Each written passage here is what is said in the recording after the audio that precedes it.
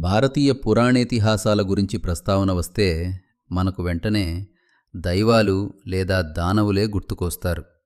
కానీ వీరిద్దరికీ భిన్నంగా ప్రకృతికి అత్యంత చేరువగా ఉండే అద్భుతమైన దివ్యజీవులు కొందరున్నారు. వారే కిన్నెరలు. కళ, ప్రేమ మరియు ఆధ్యాత్మికత కలగలిస్తే ఎలా ఉంటుందో ఈరోజు మనం తెలుసుకుందాం. చాలామందిలో ఒక సందేహం ఉంటుంది, కిన్నెరలు అంటే ఎవరు? వీరు మానవులా లేక జంతువులా అని. శాస్త్రరీత్యా వీరు దేవయోనికి చెందిన విశిష్ట జీవులు. సంస్కృతంలో కిం నరహ అంటే వీరు మానవులేనా అనే ఆశ్చర్యం నుండి పుట్టినదే కిన్నెర అనే పదం.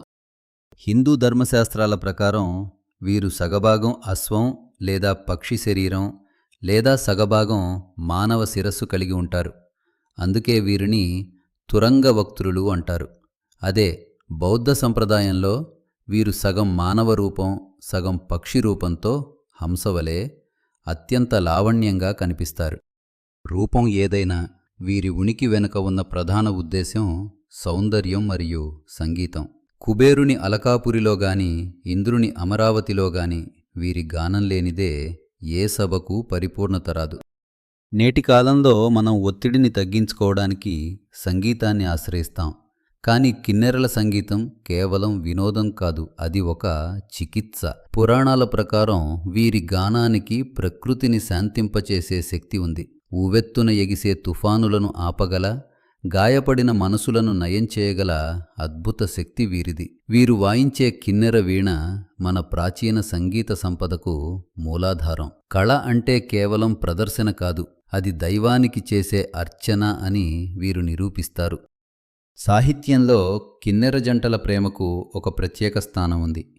వీరు ఎప్పుడూ ఒంటరిగా ఉండరు, ఎప్పుడూ విడిపోరు. ఒకవేళ ఒకరు మరణిస్తే మరొకరు ఆ విరహాన్ని భరించలేక ప్రాణత్యాగం చేస్తారు. అందుకే పురాణాల్లో వీరు శాశ్వత ప్రేమకు ప్రతిరూపాలు. నేటి కాలంలో క్షణికావేశంలో విడిపోయే బంధాలకు కిన్నెరల మధ్య ఉండే ఆ ఆత్మీక బంధం మరియు విశ్వసనీయత ఒక గొప్ప పాఠం. కిన్నెరలు కేవలం గాయకులే కాదు, వారు పవిత్రమైన హిమాలయ సానువుల సంరక్షకులు. గంధమాదన పర్వతం లేదా కైలాస పర్వతం వంటి దివ్య ప్రదేశాలలో నివసిస్తూ అక్కడ ప్రకృతిని కాపాడుతుంటారు. ఆపదలో ఉన్న మానవులకు అదృశ్యంగా సహాయం చేస్తుంటారని, ముఖ్యంగా బౌద్ధమతంలో వీరిని జ్ఞానోదయానికి మార్గదర్శకుడిగా భావిస్తారు. మిత్రులారా, కిన్నెరల గురించి విన్నప్పుడు మనకొకటి అర్థమవుతుంది.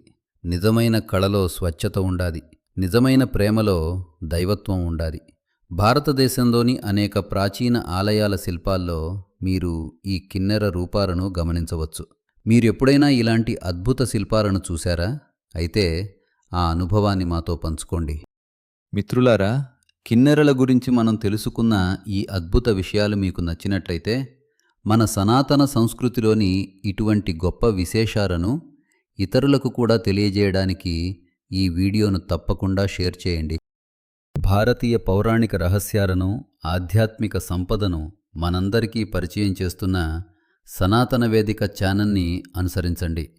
వచ్చే వారం మరిన్ని ఆసక్తికరమైన అంశాలతో మళ్ళీ కలుద్దాం. అంతవరకు సెలవు. స్వస్తి.